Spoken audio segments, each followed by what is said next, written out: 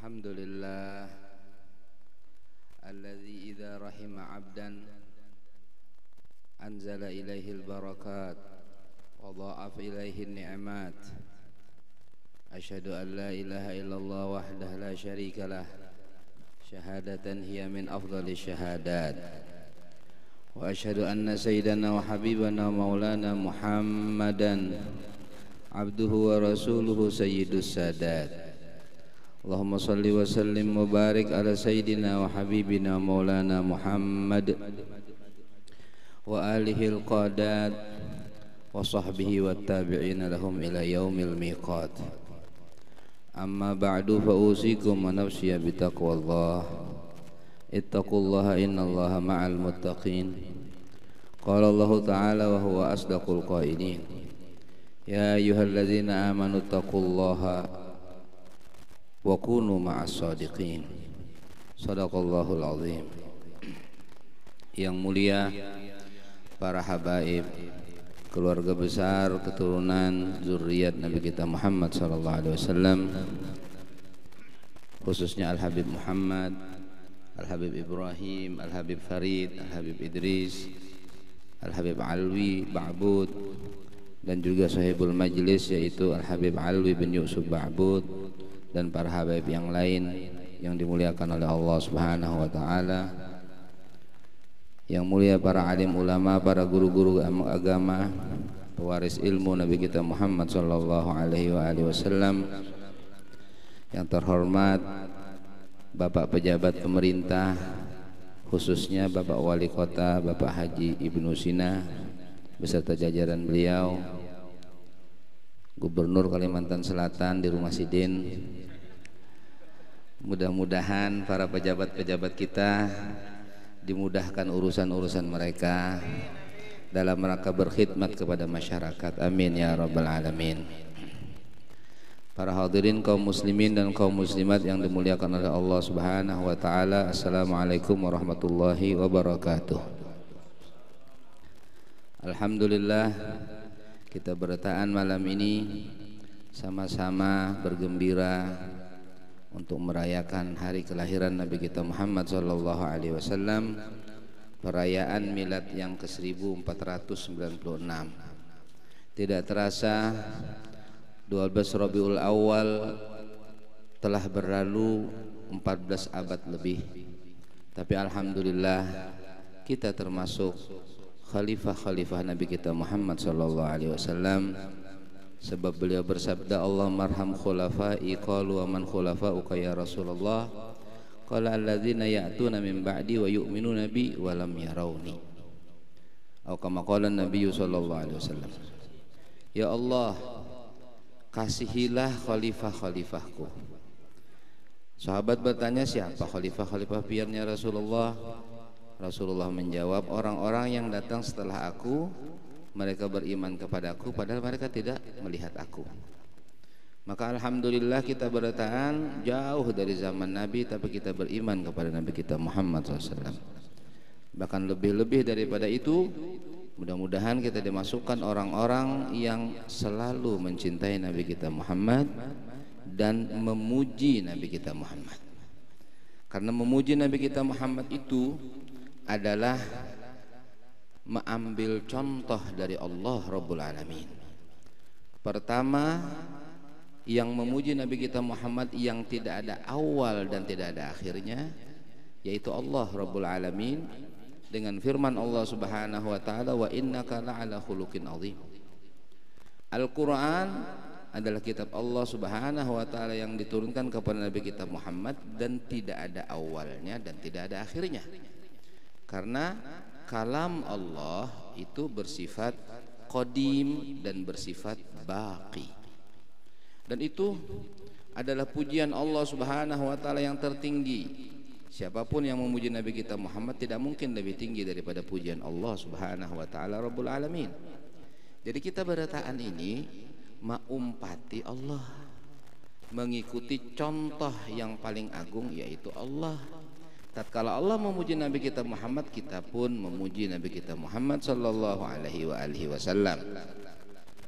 Para ulama-ulama terdahulu mereka seberataan adalah orang-orang yang suka memuji Nabi kita Muhammad. Al-Habib Ali bin Muhammad Al-Habsyi, pengarang kitab Simtud Durar, itu beliau, di antara gelar beliau adalah Sayyidul Maddahin, pemimpin orang-orang yang bersungguh-sungguh memuji Nabi kita Muhammad sallallahu alaihi wasallam. As-Sayyid Muhammad Amin Al-Qutbi Al-Hasani, guru para ulama-ulama di zaman kira-kira 100 tahun yang lalu di Mekah. Beliau dari keturunan Sayyidina Hasan. Beliau pun menulis dalam kasidahnya, "Waktu bismi fil madihina amina." Ya Allah, tulislah namaku Amin, sebagai orang-orang yang memuji Nabi Muhammad sallallahu alaihi wasallam. Bahkan beliau bangga karena mempunyai nama sama dengan nama Nabi Muhammad. Beliau mengatakan, aku nasabku bersambung dengan Nabi Muhammad. Aku punya ilmu. Aku juga terdidik dari guru-guru yang bersambung sanadnya kepada Nabi Muhammad SAW. Tapi di antara yang menggembirakan aku apa? Summa bismin yushabihus maka anni ya la'amri ghadautu bihi samiyah. Kemudian aku gembira dan bangga tatkala namaku sama dengan nama Nabi Muhammad SAW. Beliau namanya Muhammad Amin Al-Qutbi Al-Hasani. Dan dengan itulah aku diberi nama oleh orang tuaku dan aku bangga. Al-Imam Abu Abdullah Muhammad bin Sa'id Al-Busiri, Sahibul Burdah, mengatakan, fa inna li dhimmatan bitasmiyati Muhammadan wa huwa awfal khalqi bidzimami in lam yakun akhidan biyadi fadlan wa illa faqul ya zallatal qadami. Aku mempunyai perjanjian khusus dengan Nabi Muhammad, kata Imam Busiri. Karena apa? Karena ngaranku sama lawan ngaran Nabi Muhammad SAW. Dan aku berharap dengan ngaranku sama itu, beliau akan mengambil tanganku untuk diselamatkan dari api neraka. Kalau tidak, maka aku pasti akan celaka di dalam neraka. Na'udzubillah min dzalik. Begitu bangganya mereka dengan kecintaan kepada Nabi Muhammad sallallahu alaihi wasallam, bahkan nama mereka banggakan karena sama dengan nama Nabi Muhammad sallallahu alaihi wasallam. Al-Imamul Ghazali, orang yang alim, sufi, pengarang kitab Ihya Ulumuddin, beliau ahli falsafah, ahli segala macam ilmu. Ternyata apa rahasianya? Kecintaan kepada Nabi Muhammad. Kecintaan yang tinggi sejak dari Datuk Sidin. Datuk Sidin namanya Ahmad, punya anak namanya Muhammad, punya cucu namanya Muhammad, punya buyut namanya Muhammad, punya anak lagi namanya Hamid. Semuanya Muhammad, Hamid, Ahmad, semuanya adalah bersumber dari Nabi Muhammad SAW. Makanya alim. Ada riwayat mengatakan di dalam rumah apabila tidak ada yang namanya Muhammad atau Ahmad, maka rumah itu belum bercahaya. Bercahaya itu nanti tatkala dia mempunyai anak atau siapa saja yang tinggal dengan nama Muhammad, Ahmad, Hamid, Mahmud dan lain sebagainya.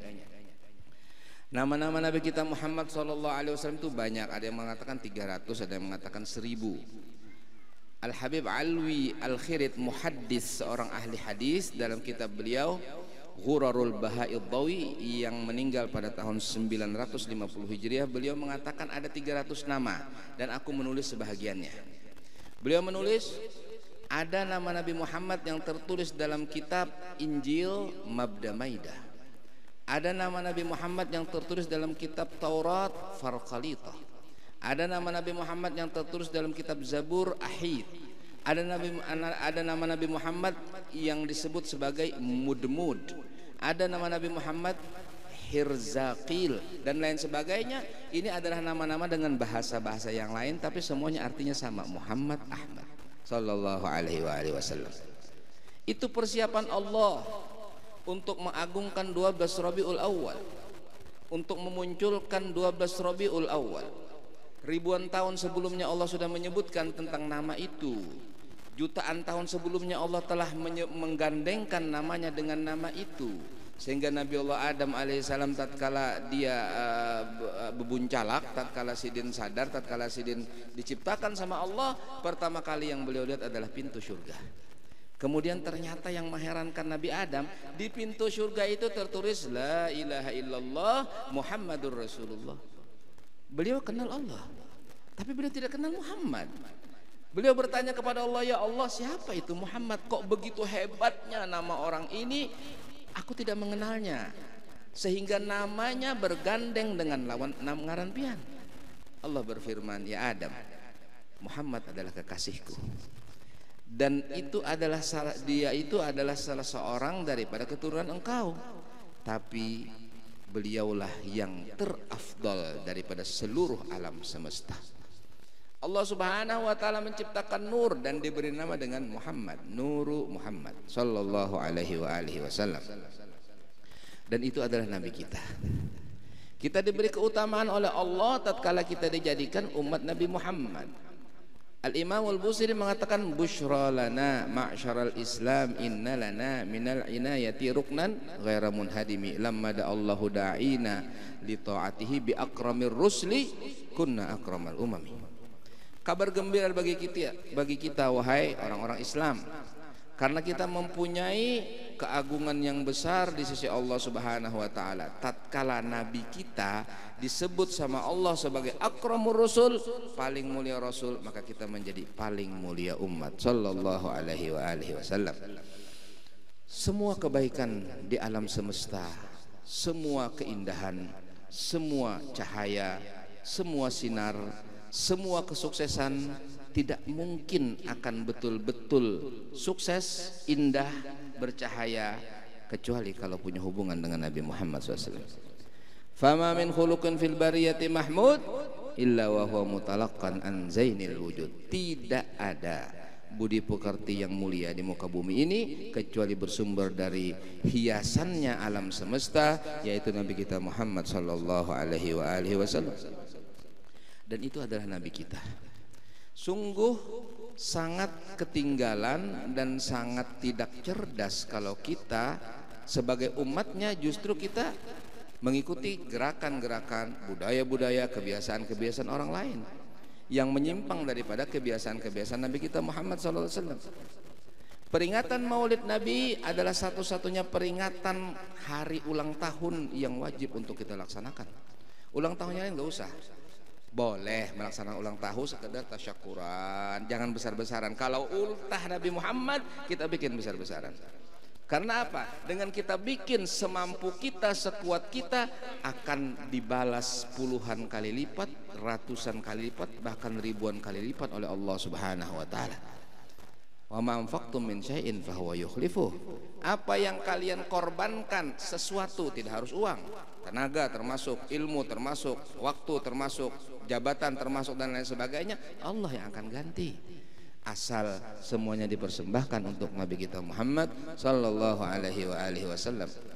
Itulah salah satu gunanya kenapa kita mengadakan acara-acara seperti ini. Dengan susah, dengan payah, ya dananya, ya tenaganya, ya pikirannya, ya harus berbenturan dengan peraturan-peraturan yang ada dan lain sebagainya dan lain sebagainya. Ala kulli hal, Bapak Ibnu Sina hadir di hadapan kita, insyaallah jadi pandal kita. Alhamdulillah sekarang sudah level 2 katanya Pak Ibnu Sina, sudah level 2, jadi aman ya. Kalau tadi siang saya di Kalimantan Tengah ternyata masih level 3, di sini sudah level 2. Alhamdulillah, mudah-mudahan habis ini level 1, habis itu tidak ada levelnya lagi. Amin ya rabbal alamin. Insyaallah selama ada sinergi yang bagus, kerjasama yang bagus antara ulama dan umara, itu pasti akan mendatangkan kebaikan bagi seluruh masyarakat. Sebab apa? Nabi yang ngomong, lain orang lain. Ujar Nabi SAW, sinfani minan nas idza saluha saluhal ibad wa idza fasada fasadal ibad al ulama wal umara. Ada dua golongan manusia, ada dua tingkatan manusia yang apabila mereka dua-duanya bagus, bagus rakyat masyarakat. Kalau kedua-duanya rusak, maka rusak masyarakat. Siapa? Ulama dan umara. Ulama memperbaiki hati, memperbaiki akhlak, memperbaiki moral. Umara mengatur tentang kehidupan, tentang ekonomi, tentang dan lain-lain sebagainya. Jika kedua-duanya ini bekerja sama dengan baik, maka pasti akan menjadikan masyarakat yang baldatun thayyibatun wa rabbun ghafur. Ya, derajatnya kita tidak sama pasti dengan Nabi Muhammad. Kalau Nabi Muhammad lengkap sebagai umara, ya beliau presiden. Sebagai tokoh agama, naam, beliau adalah sayyidul anbiya wal mursalin, lengkap pada diri Nabi kita Muhammad SAW. Tapi tatkala turun ke bawah, ya harus terbagi. Jadi ada yang pegang ininya, ada yang ilmunya di sini, ada yang ilmu di sini. Model ulama-ulama sekarang juga bagi-bagi tugas. Ada ulama nang panambaan, ya ulama. Ada ulama nang mengajar.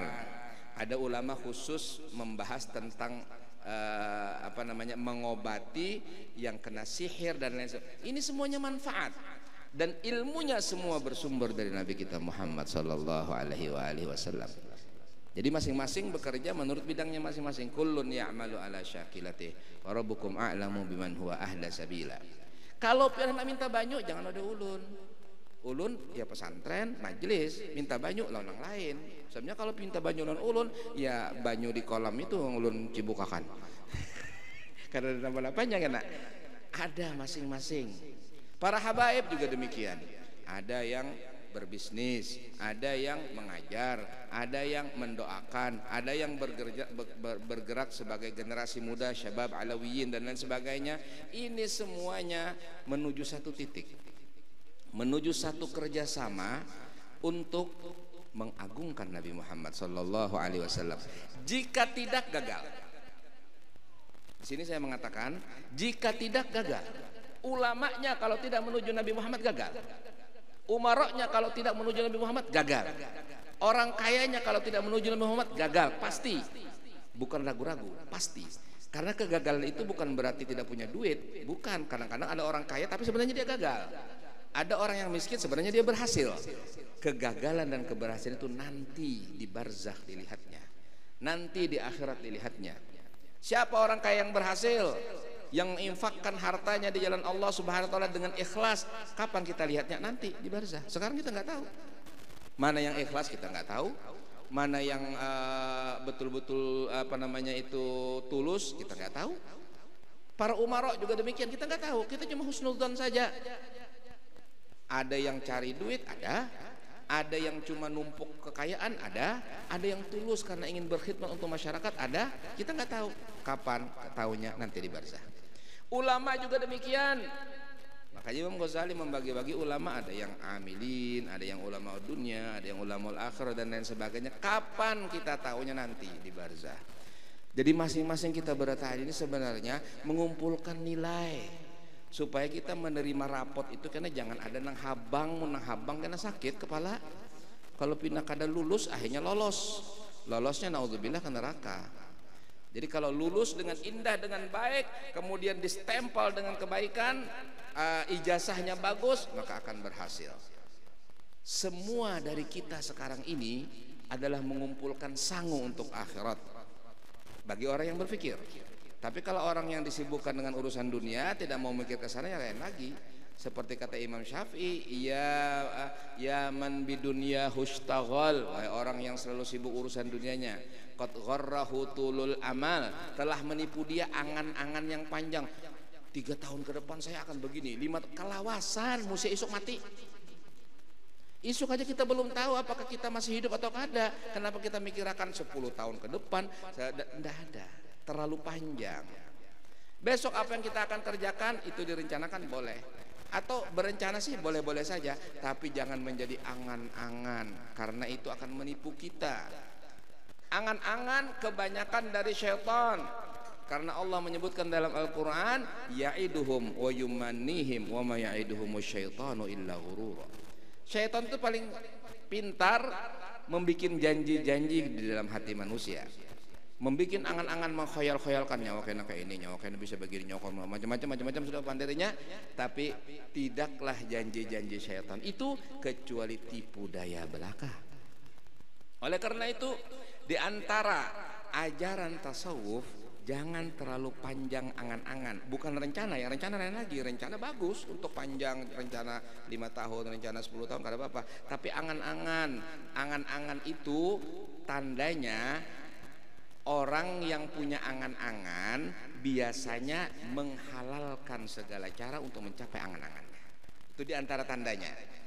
Walaupun ada tidak seperti itu, tapi kebanyakan angan-angan itu sudah menjadi ambisi, sudah menjadi sesuatu yang harus dicapai, dan kadang-kadang dia bisa menghalalkan segala cara. Naudzubillah min dzalik. Alam taku fi fitnatin, tidakkah dia cerdas? Hatta dana minhul ajal, karena ajalnya sebentar lagi datang.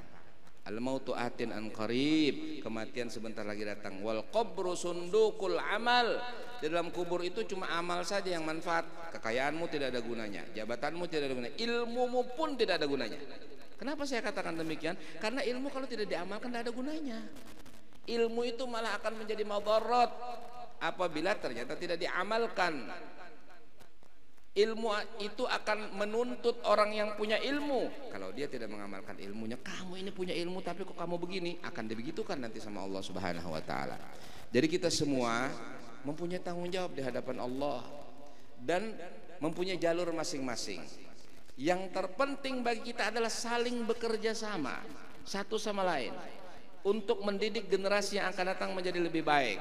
Kita tidak kepingin orang yang 10 tahun yang akan datang seperti ini saja. Kita minta kepada Allah supaya lebih baik lagi. Ulamanya lebih banyak, habaibnya lebih banyak, auliyanya lebih banyak, kemudian saling berhubungan dan saling berakhlak mulia lebih banyak. Itu yang kita inginkan, minta kepada Allah. Kapan? Ya sekarang ini kita berjuangnya. Alhamdulillah, insya Allah 2 minggu ke depan mudah-mudahan dimudahkan sama Allah Subhanahu wa taala, Al Habib Alwi akan berangkat ke Hadramaut insyaallah bersama ulun, karena beliau akan menuntut ilmu di sebuah pesantren, ya pesantrennya Habib Ali bin Muhammad bin Husain Habsyi. Mudah-mudahan sama Allah taala dimudahkan, mudah-mudahan digampangkan, dan mudah-mudahan mendapatkan yang dicita-citakan, bahkan lebih daripada yang dicita-citakan. Amin ya rabbal alamin. Ini adalah salah satu gerakan-gerakan kita untuk mengatur atau ikut ambil bagian dalam dakwah ilallah untuk generasi yang akan datang. Karena kalau tidak kita akan ditanya nanti di hadapan Allah, di hadapan Nabi Muhammad Rasulullah sallallahu alaihi wasallam, dengan muka apa kita akan menghadap beliau kalau ternyata kita punya kesalahan-kesalahan yang besar yang tidak bisa dipertanggungjawabkan. Maka alhamdulillah jazakallah khair, Pak Ibnu Sina juga ada meluncurkan beberapa beasiswa, dan alhamdulillah mudah-mudahan diberkahi oleh Allah Subhanahu wa taala. Amin ya rabbal alamin. Mudah-mudahan tahun depan lebih banyak lagi. Amin ya rabbal alamin. Wa hakada, ini semua tidak untuk promosi, tidak untuk politik, tidak sama sekali. Tapi ini semata-mata adalah tahaddusan bi nikmatillah, dan mudah-mudahan ini menjadi pendorong kita semua untuk bersemangat dalam rangka menciptakan generasi-generasi yang akan datang menjadi orang salihin dan salihat. Kita bikin pesantren, kita bikin madrasah, kita buka majelis taklim untuk apa? Untuk supaya orang nangkaina itu menteladani dan mengikuti, dan mudah-mudahan tambah baik. Amin ya rabbal alamin. Peristiwa kelahiran Nabi kita Muhammad sallallahu alaihi wasallam adalah tolak ukur atau pusat daripada pergerakan seluruh alam semesta. Saya sering mengatakan, kalau kamu ingin kaya, pegang Nabi Muhammad. Kalau kamu ingin sukses pejabat, pegang Nabi Muhammad. Kalau kamu ingin alim, pegang Nabi Muhammad. Enggak ada yang lain. Kalau mengikuti yang lain luput. Harus mengikuti Nabi Muhammad, mengumpati Nabi Muhammad, atau orang-orang yang mempunyai hubungan dengan Nabi Muhammad. Nabi kita Muhammad SAW bersabda, kullu nasabin wa sababin munqati'un yaumal qiyamah illa sababi wa nasabi. Tidak ada keturunan dan juga hubungan hari kiamat kecuali terputus, kecuali keturunanku dan yang punya hubungan denganku. Kalau keturunan sudah jelas, yaitu para habaib dan sebagainya. Yang punya hubungan apa? Hubungan ilmu, hubungan amal, hubungan kecintaan kepada Nabi, hubungan sholawat. Ini yang harus kita bina. Ini adalah hasab, dan hasab ini tidak akan terputus kalau hubungannya dengan Nabi Muhammad SAW. Diingat sama Nabi, diketahui sama Nabi, dan dikenal sama Nabi. Tapi kalau hubungan yang lain, hubungan bisnis, hubungan dengan orang kaya fulan, hubungan dengan pejabat fulan, hubungan dengan tokoh fulan, nggak ditanya hari kiamat, nggak ada. Yang ditakuni hubungan dengan Nabi Muhammad apa? Ulun baca salawat 100.000 kali sehari. Nah ini betul, ini hubungan dengan Nabi Muhammad. Ini pasti diingat dan pasti dicatat dan tidak akan hilang. Hubungan apa? Oh, saya membantu majelis taklim. Ah, ini betul. Ini hubungan dengan Nabi Muhammad, karena majelis taklim mengajarkan ilmunya Nabi Muhammad. Nah, ini ada catatannya. Dan itu nanti, dan itu tidak kada lawas. Kita ini 60 tahun, 70 tahun. Ulun aja yang sudah 17 tahun lebih ini, ya kan, Lebihnya jangan ditanya ya kan. Habib 90 Habib. Kurang 2, 88. Umur yang panjang, Masya Allah, sehatul afiat, ala khair wassalah wa taqwa ilallah subhanahu wa ta'ala. Mudah-mudahan kita umur panjang juga, amin ya rabbal alamin. Cuma kalau dilihat dari sumpeknya dan sulitnya hidup, kayaknya nggak kepengen panjang umurnya. Jadi ada seorang bertakun, Ustaz, antum kok kelihatan santai-santai saja. Ya gimana lagi, sebenarnya doanya sih ada. Apa doanya? Ya Allah, kalau hidup lebih baik hidupkan, kalau mati lebih baik matikan. Waduh, parah lagi katanya. Soalnya kita minta mati tidak boleh, tapi kita minta sama Allah kalau memang mati lebih baik, lebih baik. Seorang sahabat bertanya kepada Nabi kita Muhammad SAW, ya Rasulullah, kalau pian sudah kadada, apakah lebih baik bagi kami hidup di atas bumi atau mati di bawah tanah? Kata Nabi, dijawab sama Nabi, apabila pemimpin kalian orang yang terbaik di antara kalian, apabila yang kaya-kaya adalah orang-orang yang dermawan, apabila urusan kalian dimusyawarahkan sampai mufakat baru diputuskan, maka lebih baik kalian hidup. Tapi bila sebaliknya, pemimpin-pemimpin kalian orang yang paling jahat, yang nggak benar, yang maksiat dan lain sebagainya jadi pemimpin, kemudian orang-orang kaya pada bakhil, kemudian urusan kalian diserahkan kepada perempuan-perempuan. Cuk, bisa digaris bawahi kira-kira? Wa amrukum ila nisaikum, dan urusan kalian diserahkan kepada perempuan-perempuan kalian, itu garis bawahnya, maka lebih baik mati kata Nabi daripada hidup. Ini Nabi sudah lengkap melajari kita, tinggal kita belajar kada, meneliti kada, faham kada. Semua rambu-rambu disampaikan sama Nabi. Taraktukum alal mahajjatil bayda, ujar Nabi. Aku telah meninggalkan kalian atas jalan yang betul-betul sudah terang benderang, lailuha kanahariha, malam seperti siang, la yazighu anha illa halik. Tidak menyimpang dari jalan itu kecuali dia akan celaka kata Nabi. Pasti, makanya saya katakan orang siapapun dia, pejabat kah atau ulama kah atau orang sugih kah, kada umpat Nabi gagal, pasti tidak akan sukses. Tapi kalau dia mengikuti jejak langkah Nabi Muhammad, kuat hubungannya dengan Nabi Muhammad, pasti sukses. Karena kesuksesan itu ada pada diri Nabi kita Muhammad sallallahu alaihi wasallam. Nabi Muhammad adalah sentral. Allah berfirman dalam hadis qudsi, laulaka ma khalaqtul aflaq, jika bukan karena engkau, jika bukan karena engkau, aku tidak ciptakan alam semesta. Nabi Muhammad kalau hendak sugih segera sugih. Nabi Muhammad setiap kali peperangan itu mendapatkan jatah 10 M, jaka duit wahini. Jadi hasil rampasan perang itu ratusan miliar, bagian sini 10 M. Jika dikumpulkan 27 kali peperangan 270 miliar. Ternyata Nabi punya warisan apa enggak? Enggak ada warisannya Nabi. Kenapa? Karena semua hartanya dibagikan untuk fuqara wal masakin. Jaka sini anak suki-suki, tapi beliau pada hakun. Gunung yang tinggi menawarkan diri untuk jadi emas, beliau tidak mau. Kenapa? Uhibbu an akuna nabiyyan abdan aju'u yawman wa ashba'u yawmah. Aku lebih senang menjadi seorang nabi yang hamba, yang hari ini aku lapar, besok kenyang, besok ada makanan, besok ada makanan. Itu kecintaan Nabi. Para ulama yang mewarisi ilmu Nabi, bisa mereka kalau mau jadi kaya mudah karena mereka punya ilmunya. Tapi mereka tidak mau. Kenapa? Karena mereka ingin ikut dengan Nabi. Nabi tidak ingin kaya, mereka juga tidak ingin kaya. Tapi kadang-kadang mereka dikejar-kejar dunia, sampai ditolak-tolak dunia. Kayak Al-Habib Muhammad bin Hussein Al-Idrus, beliau kalau ada duit kada kau guring. Jadi harus dihabiskan dulu duitnya, di rumah itu nggak boleh ada duit, hanya sidin kau guring. Beda dengan kita ya. Kalau kita kada sing duitan kada kau guring. Bilanya duit banyak ngaruh. Itu karena sidin wali kita wala. Bedanya di situ. Mereka para ulama ini disebutkan laqad rafadud dunyal gharur wa ma sa'ulaha walladhi ya'ti yubadaru bil badli.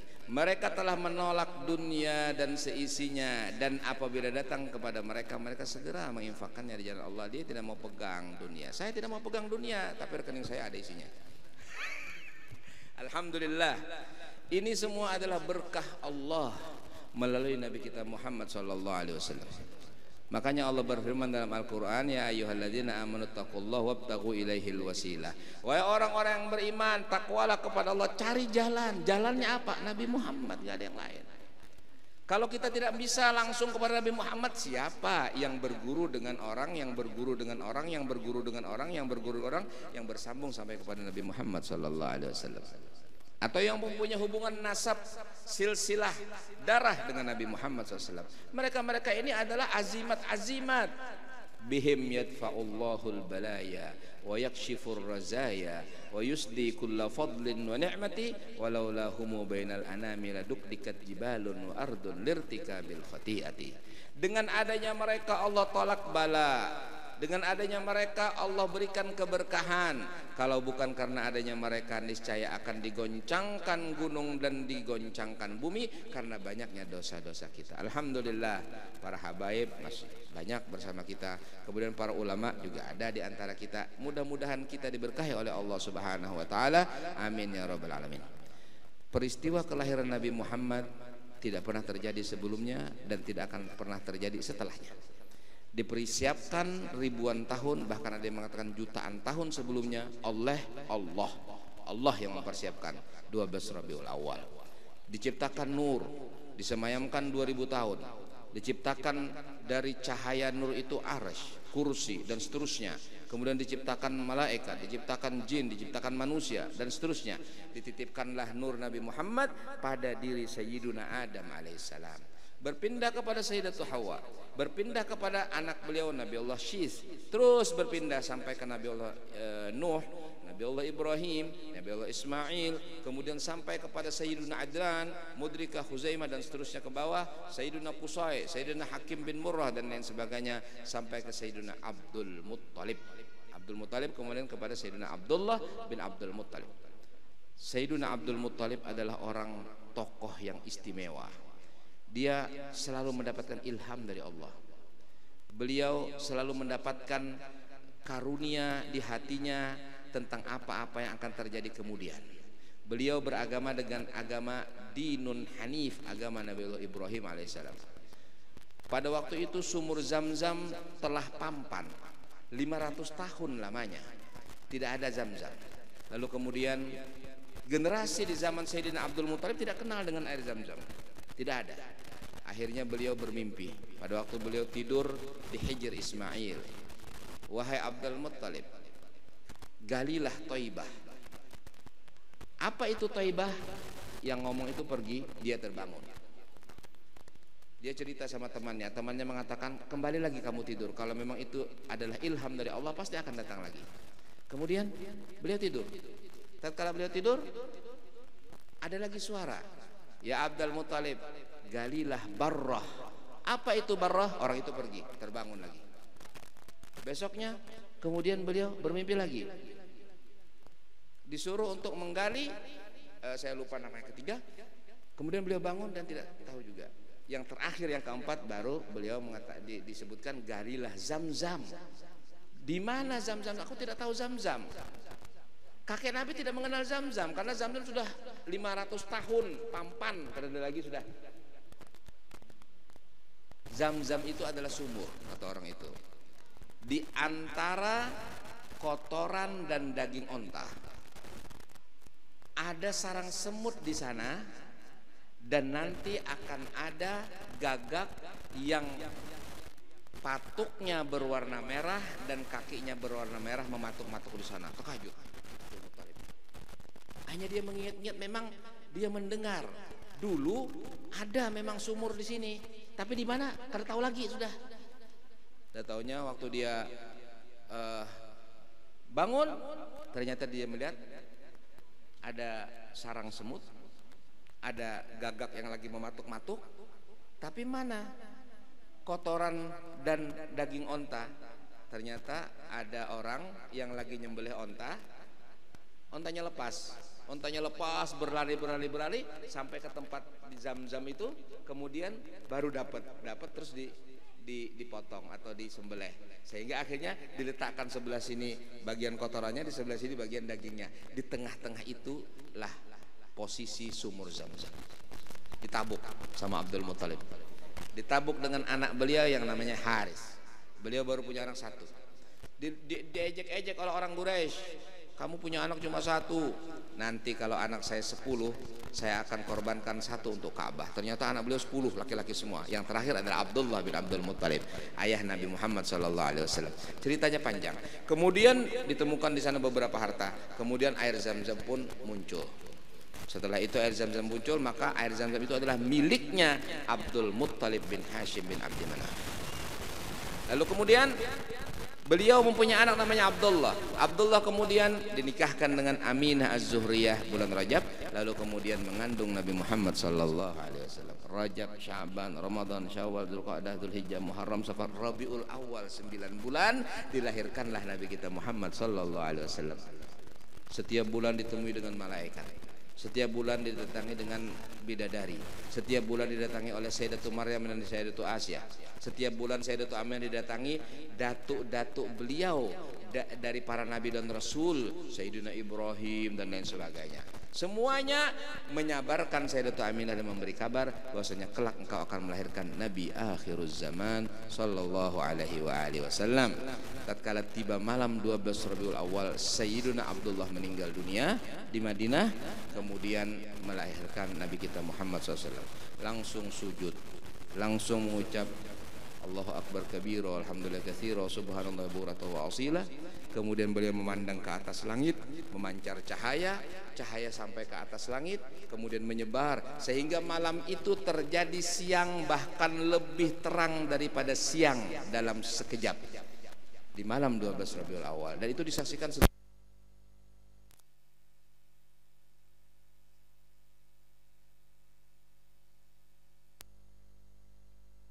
mereka pada waktu itu mengatakan, kami bingung, pernah terjadi suatu malam tiba-tiba ada cahaya menerangi seluruh, itu gelap lagi.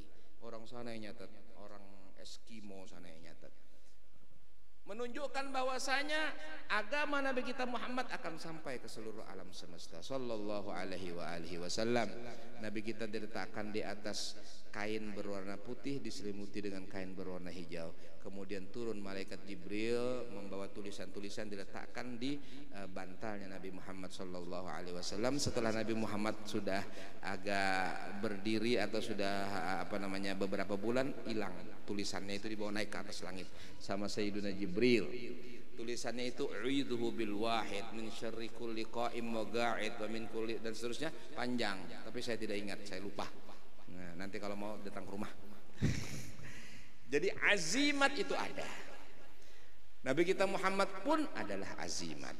Al-Habib Al-Habsyi mengatakan fahwal kanzul mutalsam. Nabi kita Muhammad itu adalah pusaka yang telah dibungkus rapi sallallahu alaihi wasallam.